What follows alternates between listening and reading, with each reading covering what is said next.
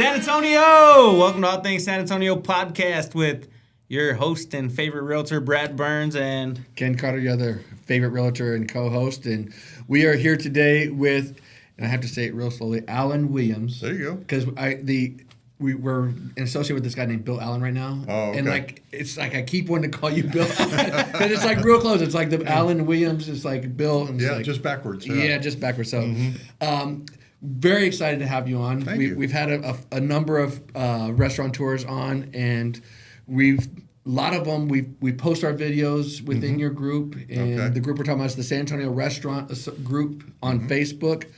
And tell us how you, like we always start with, like, how did you came to San Antonio? What's your roots to San Antonio? You're native. Yeah. And just kind of go from there. All right, yeah. I'm one of those odd persons that was actually born here and never left. Yeah, so I'm a native San Antonian. Awesome. And grew up kind of over near Balcones Heights over in that area. My wife, I've known her since middle school. She also was born and raised here. And then we didn't start dating till high school. But we've been married 40 years. And so I actually worked for Saws for 30 years. I was the director of customer service and got to answer the phone from all those happy customers that just wanted to call and say how much they loved us. You know, you can imagine. I called you once. I remember that. But yeah, we've always done Facebook. We've just, it's fun. It's something to do.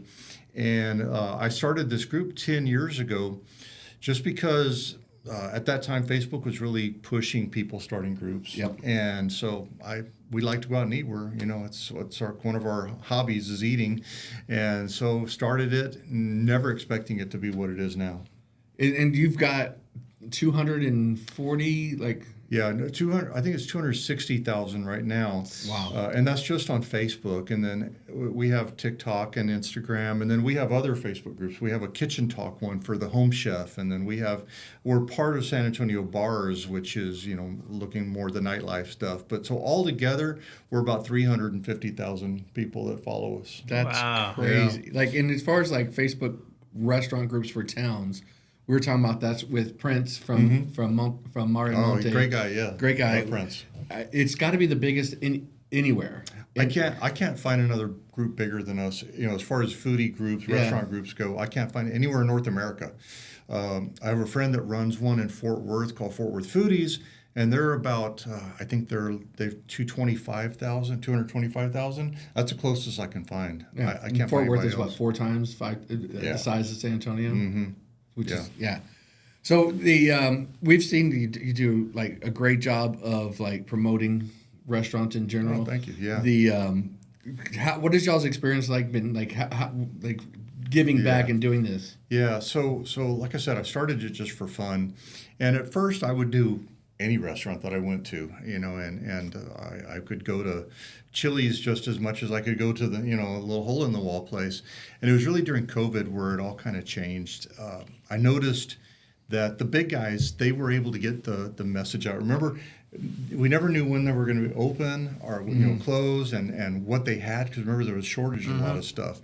And so the smaller mom and pop places had no way to get the word out. And so I started letting them advertise one time per day. They could post on there about their restaurant. And I meant for it to be just a really short thing just during the COVID period. But after a while, kind of people liked it. And that's really when the group started growing real fast. Because they would kind of get to know the owner a little bit, of the restaurant owners. And everyone wants to know a restaurant owner, right? Because everyone goes in and says, I know that guy. And so we decided to leave it. Now, it got kind of out of hand. Last year, we had there were so many posts on there that you really couldn't even read them. They'd fall off the page so fast. But that's really whenever I pivoted and really started looking at local restaurants and trying to help local restaurants. And now you'll seldom see me at any major chain restaurant. I really try to support the local. And a lot of people, everyone says they want to support local, but let's go to 54th Street and talk about it. They still are going to the big guys. But I'm all about local. Awesome. We kind of follow that the same kind of philosophy. It's like supporting as local as it can be. Yeah. There's so many great food trucks and coffee shops and all kinds within San Antonio that are locally owned. Yeah. And that you can go through every single one and never have to worry about going to a Chili's again. That's right. There's a lot, and people don't realize. I had somebody that I talked to about a year or so ago. This guy, he's pretty influential in San Antonio, knows a lot of people, and he actually said to me, he says, San Antonio just doesn't have any local restaurants. We're all just the big chains. I said, no, man, there's tons of them. You're missing them. They're out there. And so, yeah, we try to get the word out. It works, because I'll tell you, on Friday nights, we usually go out to dinner on Friday nights. Uh-huh. And every time my wife's like, where do you want to go? And I'm like, I don't know. Let me just hop on the Facebook group and just see what catches my eye. Good. Thank you. Yeah. And I bet there's a ton of people that do that. Well, that's what Prince was right. saying. Prince gets a lot of his people coming in through there. Like, they find him through that. Yeah. The people in our group, well, everyone loves Mari Monte. I don't know when he started, maybe in September or something like that. I may be off by a couple of months, but he has very quickly become Mr. San Antonio. Everyone loves that place, and he's such a great guy. And his skills at being a host and hospitality in general is just off the chart. Yeah. Yeah, but. That's like Jeremiah too. Jeremiah Burns. Jeremiah Burns is awesome. Yes, we love him. Like, as soon as, like, when you say customer service, like, their personalities, like, they're meant to be front of the house guys. Somebody like Jeremiah, he has a peanut butter and jelly sandwich shop. There's no way he could succeed if it wasn't for his personality, people coming to see him and to have fun and that relationship. Yeah, it's so important. And that's one of the things that I've loved about what we're doing. Is my wife was the first one that pointed it out. Restaurant owners have the biggest hearts. And I think it's because it's all about hospitality. They want people to enjoy what they've done. They're in there cooking with their heart, and they prepare this meal for you, and they just want you to really enjoy it. And they're just the nicest people. And I think we were talking beforehand about how there's enough for everybody. Mm-hmm. It's okay to help other people. And I've noticed that with most restaurant owners, not all of them, but most restaurant owners, man, they're helping each other. Hey, I'm out of paper cups. Do you have any? I'm gonna come get them, and they're helping each other. So that's really cool. And I see that a lot, even beyond like just helping them with supplies or something like that. Mm-hmm.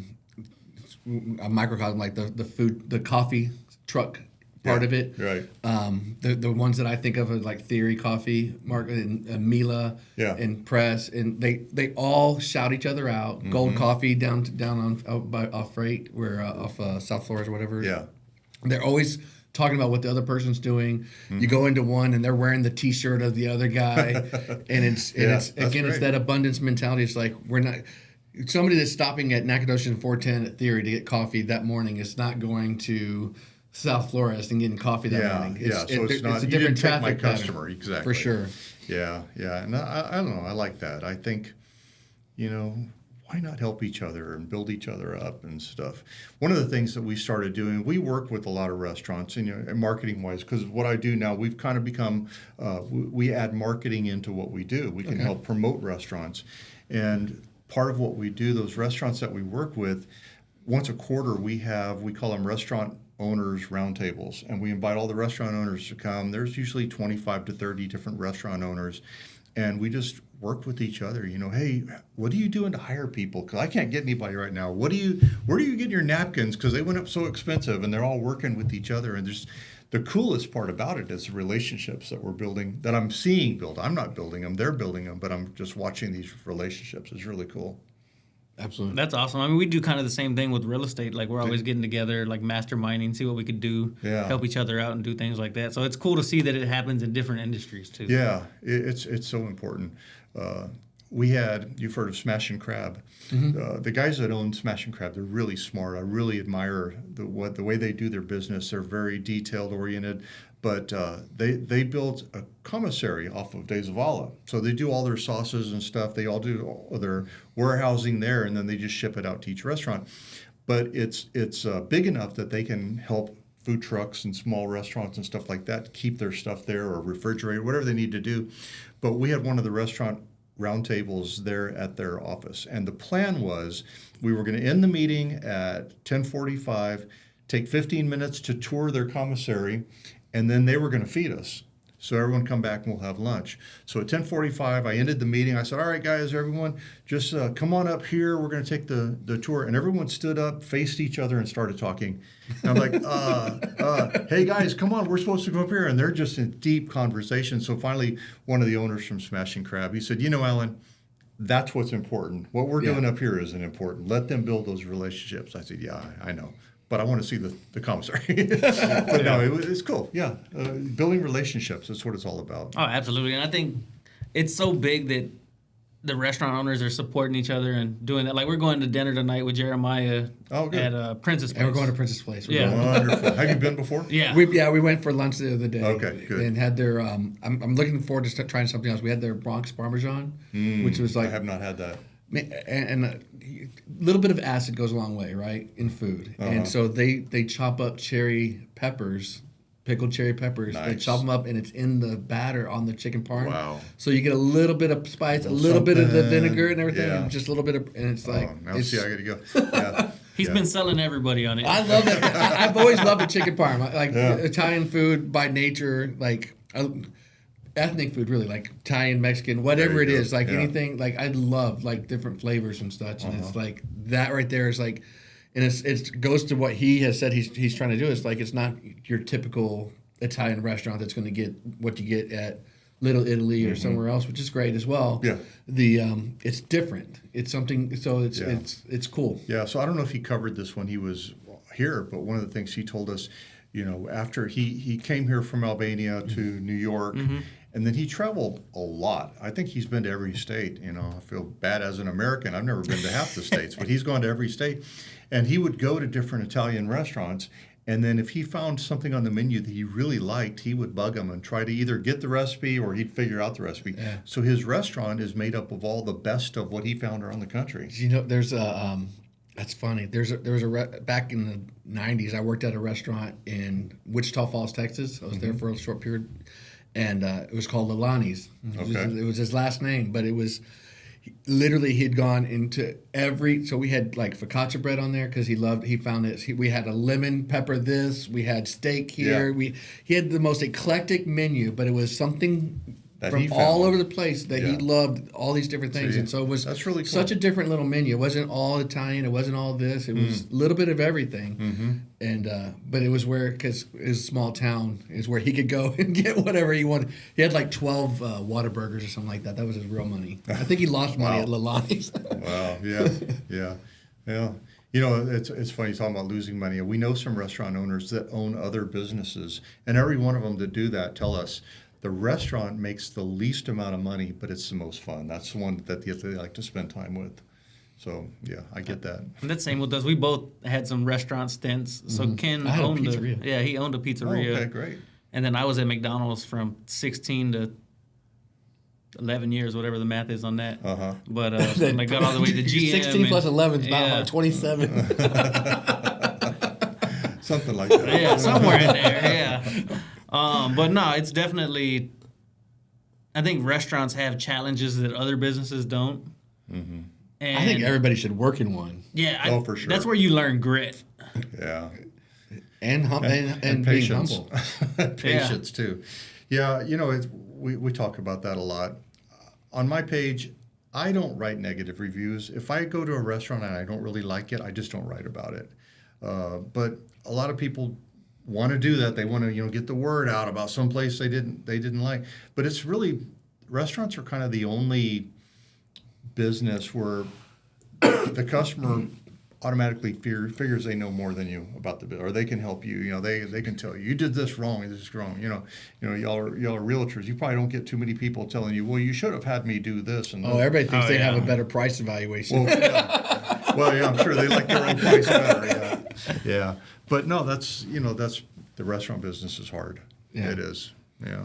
But it's so much fun. Like it's like one of the most fun things to do, especially when in like your early 20s. If you're like I was waiting tables on the Riverwalk, and like at night you go out afterwards and stuff. Yeah. It's like such a, because like you're in the trenches together. You get in the weeds and all this and everything, and you're fighting your way out together, and afterward, it's like, okay, it's like you got to have that coffee drink afterwards and bring it down. We got to close. We made it. We made it. We made it to closing. Thank God it's closing. But see, that's the thing is like what's great about like our San Antonio is customer service is at the core, I believe, of our community because we're a tourist town, right? We've got so much of our whole livelihood throughout the city has been based on having great customer service, bringing people in. You go to other cities, and like it's not the same. Like I was in. Atlanta gets a bad rap for like their customer service, but like literally like when I was there with my daughter for a volleyball tournament last year, it's 9:30 at night. We're walking by restaurants that say kitchen closes at 11 o'clock, and we're like we're trying to go in there like, no, we're already closed. Yeah. It's like, well, what are we doing? We're already closed. It says this is like, nah, it's too busy. We're already closed. We're not bringing any more people. I could not imagine that happening at a San Antonio restaurant. Yeah, I agree with you. Yeah, you just have to be there for customer service and take care of it. That's what I think it makes us different here. You know, I hate every once in a while, you know, I go to H-E-B like everyone else, and when a cashier just hands me my receipt and turns, you know, they're usually really good about thank you for coming or whatever. And I'm just stand there like, no, this isn't right, because you do see that in other cities, you know, they don't really care. I feel like especially at H-E-B, their cashiers do that because like they're like, thank you for coming through my line and not doing it yourself and keeping me employed. Like, that's true. Yeah. But that's my biggest pet peeve about going to a restaurant is feeling like you're a burden to the waiter. Oh yeah. Or the wait staff. Yeah. And it's like, man, I don't even want to be here anymore because you don't feel like you want me to be here. It's a skill, you know. I actually never waited tables. I've worked in restaurants, you know, growing up and everything, but I never was a waiter. But yeah, some people just don't need to be in that business. That's just, you know, not the thing. You can tell they don't like people. You got to like people, which you anything in the restaurant business. I don't know. We've my wife and I and also my business partner, we've talked about before, you know, what does it mean? My wife says that restaurant just isn't fun. And I know what she means. Everyone knows what she means, but it's how do you define that? What does that mean it's not fun? You know, you're supposed to just eat a meal. But no, you go there, you should have a pleasant experience with the staff. You should be excited about the food that's coming. You should like the music and the lighting. It should make you feel good. You could, you know, have a good place to have a conversation. All of those things make it. Maybe some stuff on the wall. I love your picture up on the wall. You know, all of that makes the event fun. But it's hard to actually what is fun and what's not. For sure. Yeah. And like with us, like the hardest thing is always getting people in there. And I'm curious, like you said that y'all are doing some more marketing stuff and kind of expanding out. Yeah. Like what all do y'all do in that? Well, when I say marketing, we're doing social media marketing. We'll go and we'll take, you know, they'll just bring out a lot of food and we'll just take pictures and videos and the, you know, the ambiance also will try to capture that in a picture or a video and then go back in the back and catch some action shots and then put it all together, you know, for like on TikTok or Instagram as a reel or maybe a write-up on San Antonio restaurants about what it's like there and what the food looks like and everything, that type of promotion like that. Just letting people know. We used to have a thing on San Antonio restaurants. We called it our Gold Club, and we actually have it again, but it's different. When we first started it, we were charging members $8 a month to have this app on their phone, and we had about 90 restaurants that were involved with this. And when you'd go to those restaurants as a Gold Club member, you paid $8 a month to be part of it. You could go to any of those restaurants and get something. It was like, you know, buy one, get one free, or maybe buy an entree, get a dessert, one of those type of things, you know, just to try to get people to try these restaurants. And even though we have 350,000 or 250,000 members in the group, we never had more than 200 people sign up for that program. And I couldn't understand why. So this is a great deal. I mean, just once per month, you'd save $10. But I'd look at this list of 90 restaurants and I would say, these are amazing restaurants, but I know restaurants. The average person was looking at that list going, man, I've never heard of this. I'm not going. I've never heard of this. I've never heard of this. You know, they don't know it. And so, yeah, we got to get the word out about where to go and all they're out there. So that's what we do now is try to market it to where people know the name of the restaurant. we have a podcast ourselves. It's called The More You Know, The Better It Tastes. You can watch or listen to our podcast. Where is that? On what? Is it on YouTube or is it? It just got on YouTube. Most of it, we have over 100 episodes. Most of it's audio only, and you get that on Spotify or Apple Podcast. It's on all of those things. Okay. But we just started doing a lot of them video, and it's on YouTube. And what's it called again? The More You Know, The Better It Tastes. Yeah, and so we did that because we believe the more you know about that restaurant, when you know that this restaurant used to live, the owner used to live in Japan, or he learned his cooking skills in Paris. Now you want to go there, and you say, you can take your friends. Oh, this guy over here, he used to do this or whatever. So you know more about it. It means more, and you appreciate the restaurant more. So that's our goal, is to try to get that word out. No, that's huge. I think it's crazy because we kind of align there to where we just don't focus on restaurants. We focus on any kind of business owner here in San Antonio. Mm-hmm. But yeah, the more you know about them, the struggles they've been through, and things like that, like it's easier to go spend your money at that place. It's connecting people, because at the end of the day, like, we're all going through the same struggles. Mm-hmm.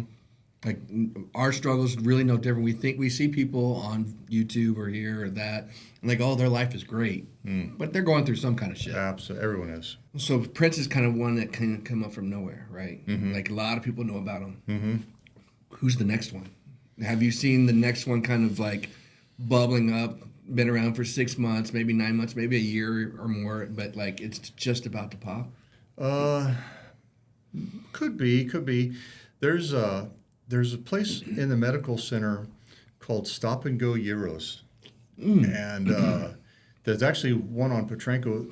Somewhere up in Dallas, I think he said there's already 10 other locations. I think they're going to start spreading. But the one on Babcock, there's one owner of that one, and he's going to be helping to expand. Food is really good. It really is good, and it's cheap. A gyro stuffed with lamb or beef or whatever you're having, stuffed for $7. I mean, it's really a great deal, and the food is really well marinated. I think he's going to do well. He's only been open a couple of months, and he's very busy, and I think that's going to be a big one. It's not they're not in the old Stop and Go convenience stores, right? No, they're not. It's a brand new building. That's what I thought too. I don't know. They came from Dallas, so I don't know if they even knew about Stop and Go. Yeah, no, Stop and Rob's. Yeah,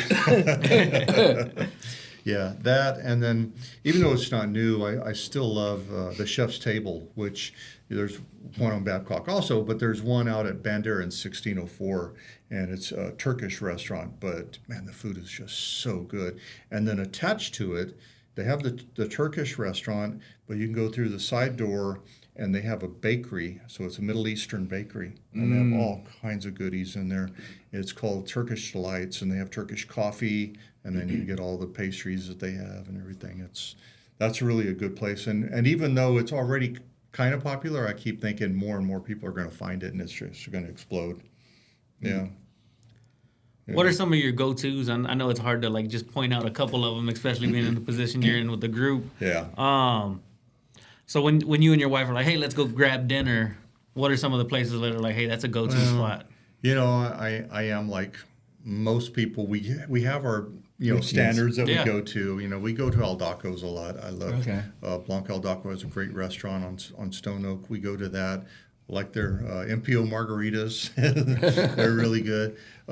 We like to go to Fish City Grill. The thing I like about Fish City, even though it is a small chain, because we typically don't work with chains, but they're an exception, because when you go into Fish City Grill, every one of them has a large chalkboard and a camera that's pointing at the chalkboard, and that changes every noon and every evening.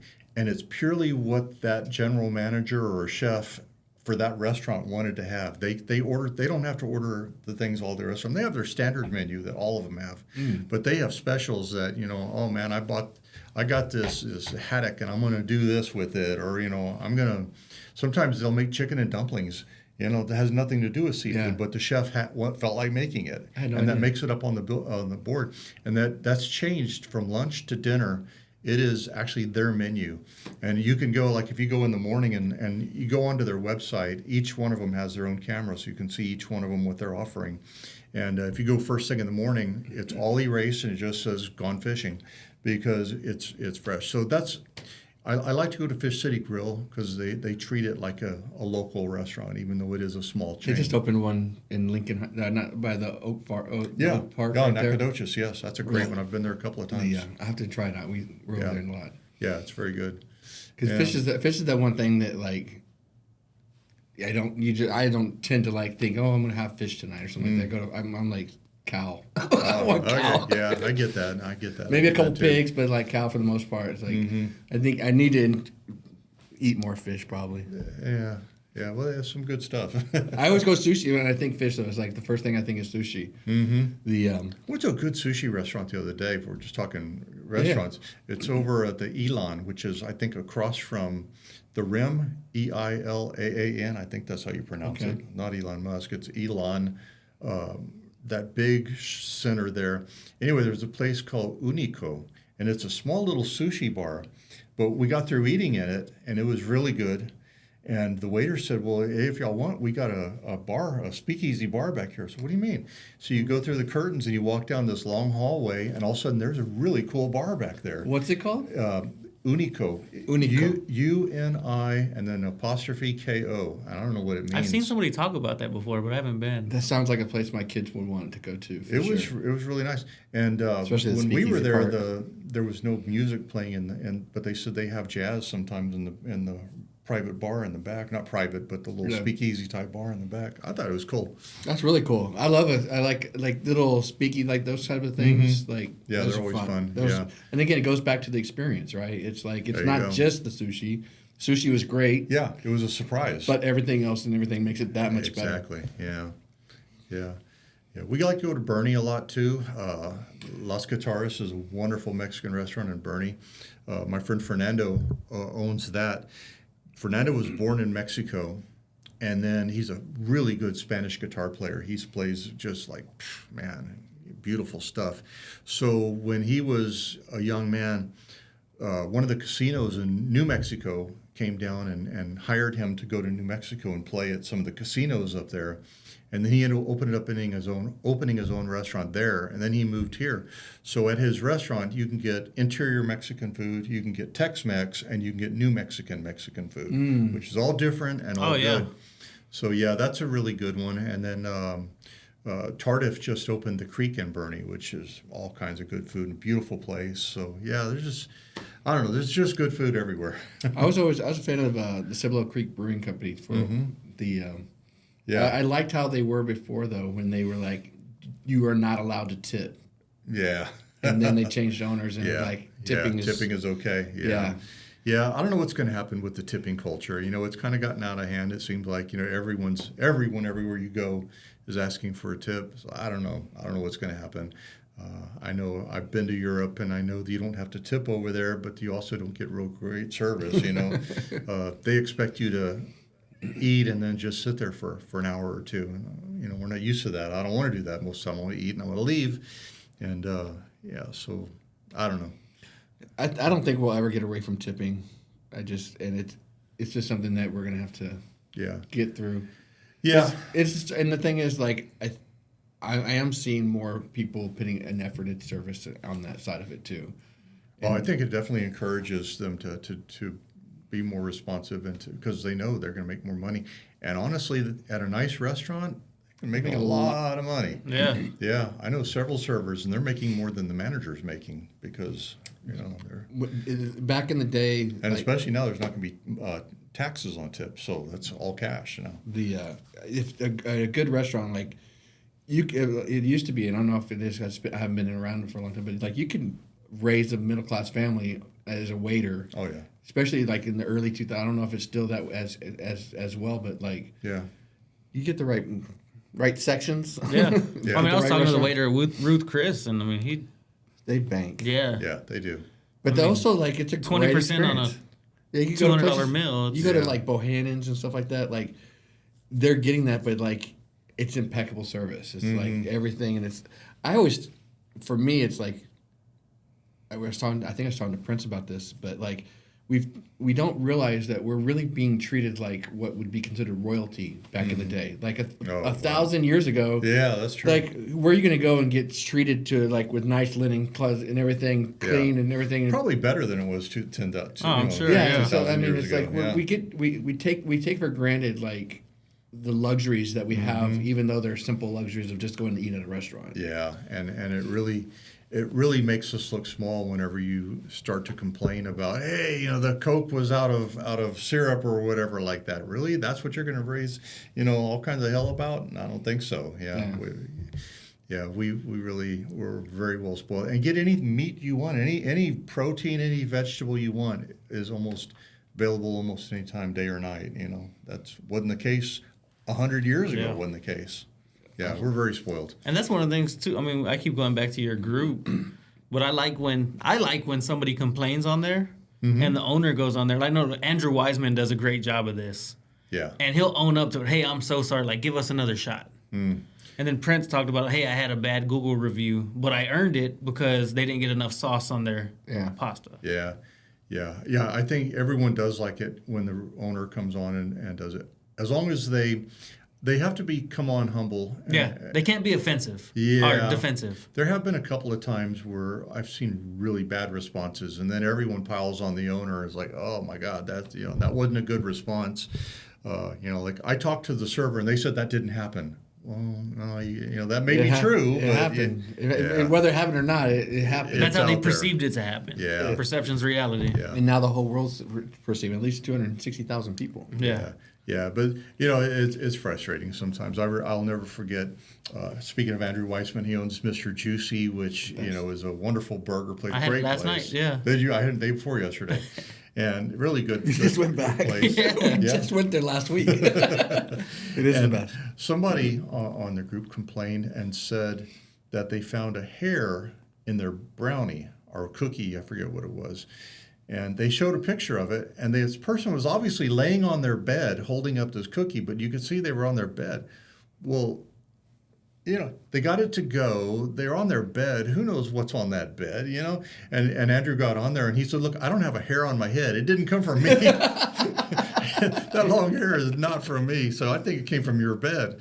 And, oh, man, the other members jumped on that person, and they finally pulled it down themselves. They said, all right, never mind, time out. I never said that. Oh, yeah. You can't talk about one of the big dogs on there because everybody's like, no, don't talk about Mr. Juicy. Like, yeah, they do protect them. And stuff. Well, we've got a handful of quote unquote celebrity chefs that people just think do no wrong and stuff like that. Yeah, we do, and we work with some of them, not all of them, but I always talk about chefs are they're artists. What they do is art, and so as an artist, sometimes they can be a little, moody or have certain. They don't take certain things, and so it's kind of interesting sometimes. Yeah. They put out the product that they think that you should enjoy. That's right. But it goes back to like people talk all the time about like what's your favorite this, what's your favorite that, and it's like what's your favorite barbecue? And I always say like my barbecue is my favorite, but it's exactly the way I like it, and I don't think you're going to be your favorite per se, right? Because you have like your flavor, you like different things than I like. Yeah, I have a lot more salt and a lot more garlic on mine. Yeah, but a lot of that is whatever you get used to. Yeah, and that's another thing. That, I guess I'm bringing up some of the negative stuff on our page, but a lot of people here moved here from California, and they'll say, "Oh man, I miss the food from California," and people just tear them out. Go back to California, then, but it works the other way around. I've been to California; their food is horrible. It's whatever you get used to. Yeah. It's not that as soon as you cross that imaginary border and you're out of Texas, you forget how to cook. Or, the other way around, leave California, you forget how to do things. It's whatever you get used to, but people are just very, very personal about their food choices. No, this is the way a taco is made, and that's it. There's no other way. Or it's a burrito if it's or what, it's a burrito. It's not a taco, it's a burrito. Yeah, even North Texas is burritos. They don't have get to tacos. Dallas. Yeah. Even in Texas, yeah. And that's that's the other thing. People always say, well, that's not authentic. That's not. What does that mean, authentic? Yeah, what is authentic? They say, well, Mexican food, that's what we have. Tex-Mex is not authentic. And I actually had Eat Migos, Chris Flores, on the podcast, and we talked about that because, it drives me nuts when people say that. And it's because Tex-Mex is authentic because we used to be part of Mexico, and people cook with whatever you have in your area. And so this food was developed based on what we have growing here and Cooking what we styles have and access. flavors Yeah. And so you go to Mexico and you're on one of the coastal cities, it's going to, authentic means it's a lot of seafood. Or you go into, Monterey or, now Mexico City has everything, but you go there and the authentic stuff is not going to have any seafood because that's, Well, the thing is, thousands of miles Mexico away. is by land, like, think about the size of land and all the different regions and stuff. Then look at America, and it's like, look at deep dish Chicago. You've got thin crust in New York. What is authentic pizza in America, right? That's a great And it's the same observation. thing. We had a. It's And funny the though. Chicago pizza, by the way, is not authentic. That's It's nasty. so gross. It's so gross. I'm not a deep dish guy. I'm like a true for my favorite pizza is like go down anywhere in New York, get a slice of pepperoni, get a slice of the Sicilian, and a can of Coke. There you go. You pay like $5 cash. You better have back in the day. You better have cash on you because they don't take anything else. Yeah. But that's- every place I've been, I associate with the food too. Like because you go there, sure. and when we travel, we try to do the same thing that we do San Antonio. It's like we try to go somewhere local. It just boggles my mind when someone's going to go to Chicago, Illinois, and then go eat Chick-fil-A. Yeah, exactly. Yeah, I agree with you. Try. Everyone has their different regional foods, and you need to find out where people are going and go try it. Because you may discover something you've never had before. But and what's great, about America is like, you go to another big city or something like that, and you go try their Indian food. Or their Turkish food, and it's like the restaurants are still different. It's like the influence is getting a little bit different from there, and it's like everyone has like it's all just that's a good point. Chinese is a great example there. Up until Christina Zhao opened up Dashi and Szechuan House, because the food there is different than any other Chinese food in San Antonio, but we would have never had that flavor, but it's still Chinese food, but it's a different region. Yeah. And but then you go to New York and you can find that type of food all over the place. Yeah. New York's a special place. Well, yeah. In a lot of ways. I Very love true. it. But I love it. As a place Yeah. to visit, I love New York, actually. Yeah. I've been twice. The first time my wife wanted to go, I was like, I don't want to go there. A bunch of rude people and everything. I loved it. I thought it was really cool. And yeah, you're right. Great food. What was your favorite, like, of all the places that you've traveled, like, where, like, you found the best food, like, your best restaurant, like, you're like, oh, man, I got to go back and eat here. Well, I have been able and blessed to have traveled, in Europe, different places and everything. But honestly, New Orleans. I love Cajun food. New Orleans food is so good. They got some. Yeah. And we have, and just like here, we have our favorite restaurants. So when we go back, we go to those places, and I know I'm missing out. Lots of places, other places that I could be going there, but We're just such still, creatures of habit. it is. Tonight, like I was saying, we're going to Maramonte, and it's like keep telling myself, you're not going to get the Parmesan. You're not getting the chicken Parmesan. You're going to get something different. It's like you got to work our way through the menu. But I'm notorious. It's like if I go somewhere and I eat something and it's great, I want to have a great experience every single time. So it's like, you go to what you like. I know this is going to be That's good. your place, yeah. As long as you don't get too bogged down in it, Yeah. never try anything else. I know people that every time they go to any Italian restaurant, they're always going to get spaghetti. Like, come on, try other Gotta things. venture out. Yeah. Yeah. So every time we go to Rockport, we have a house in Rockport, so we go back and forth. But every time we go to Rockport, we eat at Our Family Kitchen. Not sure if you've ever been to Rockport. Ate there. What is it called? Our Family Kitchen. No, I don't know that place. I was talking to the owners, and during COVID, so every restaurant was hurting. Yeah. Like people were coming to drop off money just to make sure that they can stay open once we get through it. Wow. That's cool. That's Yeah. really cool. Yeah. People, just like we talked about, restaurant owners help each other. I think the fans of a restaurant really, want to make sure that restaurant is taken care of. And yeah, because people, they're closing. You can get down if you think about how many restaurants have closed, but then you look at how many open and just as many open. So it's just a cycle. And a lot of times the ones that are opening, they also were the one that closed a different one over here. Sometimes same owner is changing it a little bit. They learned a few lessons on the last one. Yeah, there you go. Need a bit, and man, I can't tell you how many times like it is in restaurants more than anything. Location, like it's so important. Like if you don't have that traffic flow. But you could overcome that. Not always. I don't know if they're still open or not. Revolutionary Wings. Still open right now, but yeah, terrible location. If you want to go try great wings, go to Revolutionary Wings. They're over on Ramsey, real close to like where Groomers is and seafood and stuff like that.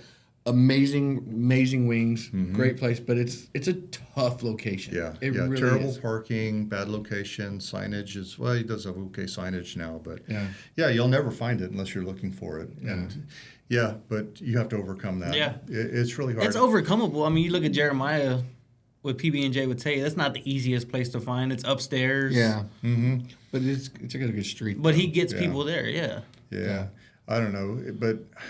That's a lot, and that's where a good realtor comes in, is to find the right location. Because maybe, mostly only the big guys are going to afford to be on 1604 or 410 or something like that. But still, there's places that you can open where you can be visible.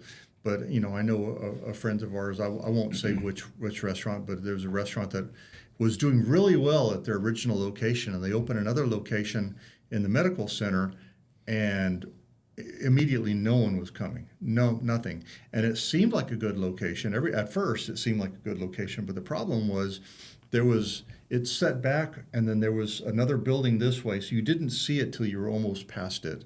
And to turn around, there's a lot of traffic on that street. There's no one wanted to turn around. Right down the corner. Exactly. And so it didn't even last 7 months.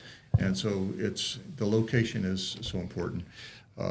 This goes way back in my history.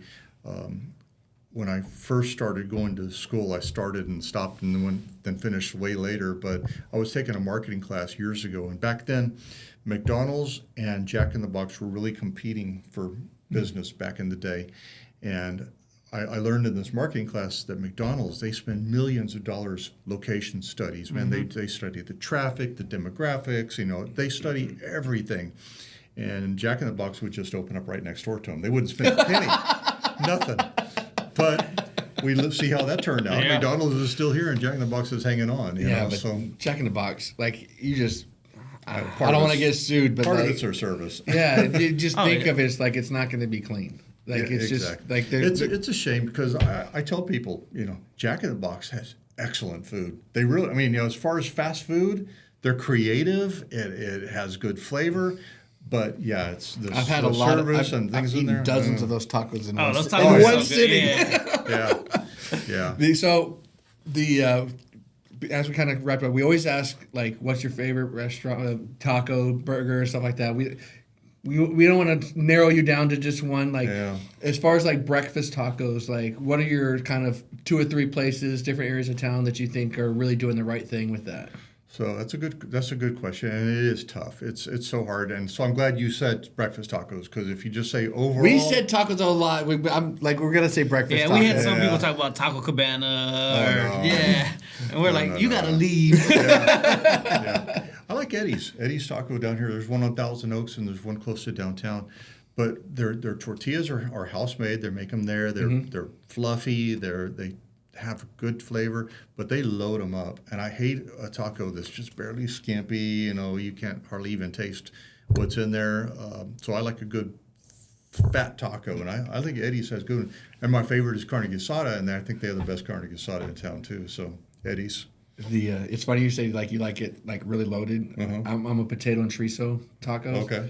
And they always overload it, in my opinion. So I always eat some of it out and everything, because I like to be able to roll it up a little bit more than have like. So get a second tortilla, and now you got 2 tacos, right?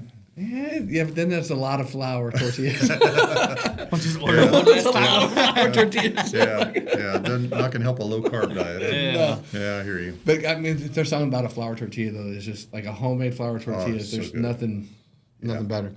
Yeah. So we've talked about Mr. Juicy. We already self-proclaimed that that's the best burger in San Antonio. It's the best value too. Yeah. It's crazy. Like it really is. You know that, like, take the original location. He has one location at San Pedro and Hildebrand and one in Northwest Military. The original location is an old Jack in the Box. So Yep. a tiny little kitchen.